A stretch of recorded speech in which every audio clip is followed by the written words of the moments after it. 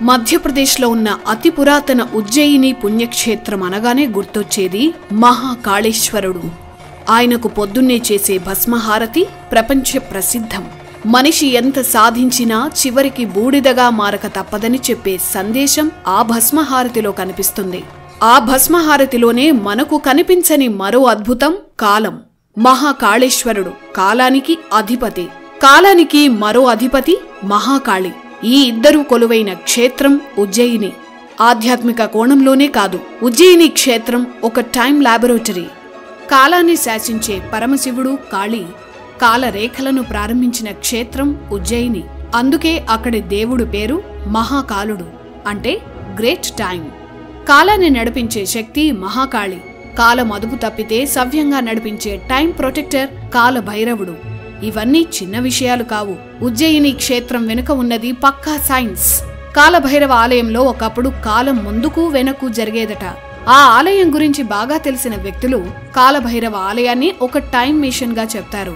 కొన్ని వేల ఏళ్ల క్రితమే అంత ఖచ్చితంగా భూమి మీద కాలరేఖలను గుర్తించి సరిగ్గా ఆ రేఖ మొదలయ్యే ప్రాంతంలోనే మహాకాళేశ్వరుడి ఆలయం కట్టారంటే ఆ కాలంలో సైన్స్ లేదని ఎలా చెప్పగలం?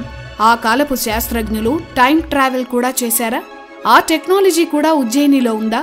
ఎందుకంటే కాలభైరవ ఆలయాన్ని టైం మిషన్ గా కొందరు చెప్తుంటారు.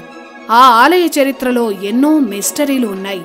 భేతాళ విక్రమార్క కథలు ఒక టైంలో జరిగాయని, ఒక్కో కథ చిక్కుముడి విప్పిన వెంటనే బేతాళుడు విక్రమార్కుణ్ణి మళ్లీ కాలంలో వెనక్కు తీసుకువచ్చేవాడని ఉజ్జయినిలో ఇప్పటికీ కొన్ని కథలు ఉన్నాయి.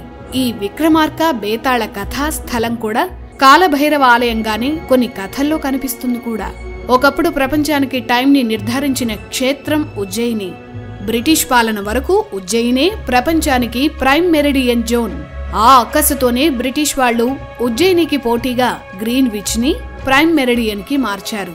ప్రపంచమంతా ఆ టైంనే అలవాటు చేశారు. కొన్ని వేల ఏళ్ల క్రితమే భూమి గోళంగా ఉంటుందని, ఆ గోళానికి మధ్యరేఖ ఉంటుందని, అక్షాంశాలు రేఖాంశాలు ఉంటాయని మన శాస్త్రవేత్తలు కనిపెట్టారు. భూమధ్య రేఖ నుంచి ఉత్తరం వైపు 23.5 డిగ్రీల రేఖను కర్కట రేఖ అంటారు. అదే 23.5 డిగ్రీల దక్షిణ రేఖను మకర రేఖ అంటారు. ఇవన్నీ చిన్నప్పుడు సోషల్ పాఠాల్లో చదువుకున్నవే, కానీ అవేంటన్నవి చాలా మందికి తెలియదు. సరిగ్గా ఆ కర్కట రేఖపై 0 డిగ్రీల ప్రాంతంలో, అంటే కర్కట రేఖ మొదలయ్యే ప్రాంతంలో కట్టిన క్షేత్రమే ఉజ్జయిని. కర్కట రేఖ మకర రేఖలే ప్రామాణిక కాలాన్ని సూచిస్తాయి. ఈ భూమి మీద మహాకాలానికి చిహ్నం ఉజ్జయిని. ఇండియన్ గ్రీనిచ్ గా ఉజ్జయినికి పేరు. నిజానికి గ్రీనిచ్ కన్నా ముందు ప్రపంచానికి prime meridian time zone Ujjaini. Ujjaini కాలం బట్టే ప్రపంచ కాలాలు నడిచేవి. భూమి చుట్టూ ఇప్పుడు మెరిడియన్ లైన్స్ గా చెప్పుకున్న కాలరేఖలు కర్కట రేఖ మకర రేఖ. కర్కట రేఖను ఇంగ్లీష్ లో ట్రాపిక్ ఆఫ్ క్యాన్సర్ అంటారు. కొన్ని వేల ఏళ్ల క్రితమే అంత ఖచ్చితంగా భూమి మీద కాలరేఖలను గుర్తించి సరిగ్గా ఆ రేఖ వెళ్లే ప్రాంతంలోనే మహాకాళేశ్వరుడి ఆలయం కట్టారంటే ఈనాటి సైన్స్ కన్నా ఆనాటి సైన్సే అడ్వాన్స్డ్. కాలం మీద ఆ కాలంలో ఎలాంటి పరిశోధనలు చేశారు? కాలరేఖను ఆ రోజుల్లోనే ఎలా ఊహించారు? ఉత్తరం నుంచి దక్షిణం వైపు కర్కట రేఖ వెళుతుంది. అందుకే ఉజ్జయిని మహాకాళేశ్వరుడి విగ్రహంలో స్వామి దక్షిణం వైపు చూస్తాడు. ఇంత ఖచ్చితంగా ఆ కాలంలో కాలరేఖను ఎలా కనిపెట్టారు? అదే మిస్టరీ.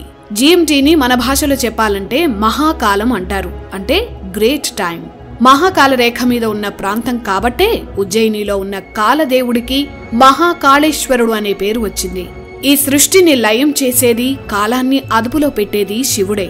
అలా కాలదేవుడి పేరు మీద ఉజ్జయిని కాళేశ్వరుడు వెలిశాడు. అదే రాను రాను మహాకాళేశ్వరుడు అయింది. ఇప్పటికీ జాతకం వేసినప్పుడు ఉజ్జయినిలో కాలానికి తగ్గట్టుగానే జాతక చక్రం వేస్తారు.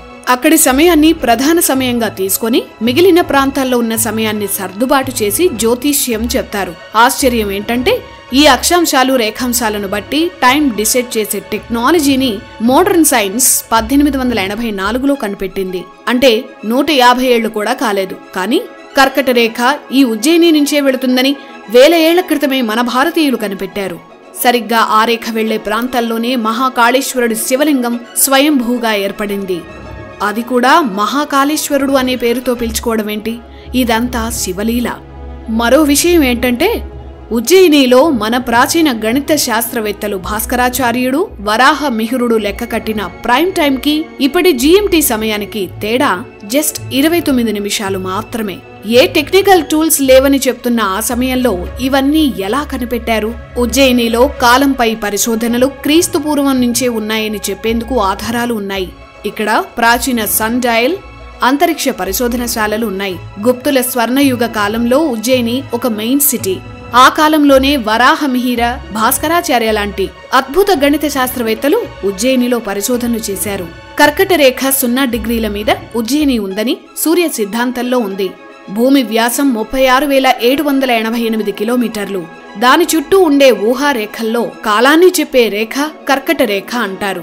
ఇది భారత్లో రాజస్థాన్, గుజరాత్, మధ్యప్రదేశ్, ఛత్తీస్గఢ్ లాంటి రాష్ట్రాల గుండా వెళుతుంది. ఇప్పుడంటే శాటిలైట్లు అవి వచ్చాయి కాబట్టి ఇవన్నీ తెలుసుకోవడం సులువు.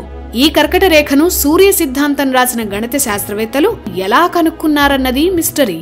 కొంతమంది ఈ సూర్య సిద్ధాంత గ్రంథం క్రీస్తు పూర్వం 6వ శతాబ్దం అని కూడా చెప్తుంటారు. పైగా సూర్య సిద్ధాంతంలో ఉన్న కర్కట రేఖ, మకర రేఖ పేర్లని ఇప్పటికీ ప్రపంచమంతా వాడుతోంది. కాలాన్ని కొలిచే శాస్త్రాన్ని ప్రపంచానికి అందించింది భారతదేశమే. అలాంటి టైం లాబొరేటరీ ఉజ్జయిని మహాకాళేశ్వర ఆలయం. ఆ కాలానికి ప్రధాన కూడలి ఉజ్జయిని. అంతరిక్ష శాస్త్రంలో మన శాస్త్రవేత్తలు ఏ స్థాయిలో పరిశోధనలు చేశారో చెప్పడానికి ఈ ఒక్క ఉదాహరణ చాలు. సూర్య సిద్ధాంతాన్ని చాలా దేశాల వారు తమ భాషల్లోకి ట్రాన్స్లేట్ చేసుకున్నారు. ఇదే రేఖ ఉజ్జయినిలోనే ఉన్న మంగళనాథ్ ఆలయం గుండా కూడా వెళుతుంది. మంగళ గ్రహం అంటే మార్స్, అంగారక గ్రహం. భూమి నుంచి అంగారక గ్రహానికి నియరెస్ట్ పాయింట్ ఇదేనని కొందరు పరిశోధకులు చెప్తున్నారు. అందుకు సూచికగానే అంగారక గ్రహానికి ఒక ఆలయం కట్టారు ఉజ్జయిని చక్రవర్తులు. ఇంతలా అంతరిక్ష శాస్త్రాన్ని రీసెర్చ్ చేశారంటే ఆ కాలంలో ఇప్పటికి మించి టెక్నాలజీ అయినా ఉండి ఉండాలి, లేదంటే అతీత శక్తులైనా ఉండి ఉండాలి. అంతరిక్ష శాస్త్రంపై రాజస్థాన్ రాజు సవాయి జై సింగ్ కి చాలా ఇంట్రెస్ట్ ఉండేది. ఆయనే ఢిల్లీలో జంతర్ మంతర్ నిర్మించారు. ఆయన 1725లో మొట్టమొదట ఉజ్జయినిలో స్పేస్ అబ్జర్వేటరీలు నిర్మించారు. అంటే గ్రీనిచ్ కంటే ముందే ఉజ్జయినిలో ప్లానిటరీ ఉంది. అప్పట్లో భారతీయ గురుకులాల్లో మ్యాథ్స్, ఆర్కిటెక్చర్, ఆస్ట్రానమీ సిలబస్ లో ప్రధానంగా ఉండేవి. వరాహమిహిరుడు, భాస్కరాచార్యుడు, బ్రహ్మగుప్తుడు ఉజ్జయినిలో ఎంతో కాలం పరిశోధనలు చేశారు. ఇలాంటి అద్భుతమైన మేధావులను పోషించిన ఉజ్జయిని చక్రవర్తి విక్రమాదిత్యుడు. ఆయన పేరు మీదే విక్రమ శకం వచ్చింది. మధ్యప్రదేశ్లో వెలిసిన స్వయంభూలింగం మహాకాళేశ్వరుడని, మధ్యేశ్వరుడు అని కూడా పిలుస్తారు. కాలరేఖకు సరిగ్గా నాభి ప్రాంతంలో మహాకాళేశ్వరుడు ఉన్నందుకు ఆ పేరు. 12 జ్యోతిర్లింగాల్లో ఉజ్జయిని మహాకాళేశ్వర క్షేత్రం చాలా ప్రత్యేకమైనది. 5 అంతస్తుల్లో ఈ దేవాలయం ఉంటుంది.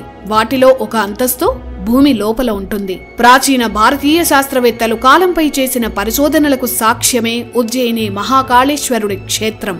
ఉజ్జయిని అష్టాదశ శక్తిపీఠాల్లో ఒకటి. ఇక్కడి అమ్మవారి పేరు ఉజ్జయిని మహాకాళి. కాలాన్ని అదుపులో పెట్టేది కాళేశ్వరుడు అయితే, కాలాన్ని హరించి కొత్త కాలంలోకి తీసుకువెళ్లే శక్తి కాళి. కాలం నుంచి వచ్చిన పేరే కాళి. భోజరాజు పాలించిన రాజ్యం ఉజ్జయిని. విక్రమాదిత్య సహా ఎంతో మంది చక్రవర్తులు ఈ ఆలయాన్ని అభివృద్ధి చేశారు. ఉజ్జయిని మహాకాళి సమక్షంలోనే మహాకవి కాళిదాసుకి జ్ఞానోదయమైంది. ఇలాంటి గొప్ప ఆలయం చరిత్రను భారతీయులందరూ తెలుసుకోవాలి.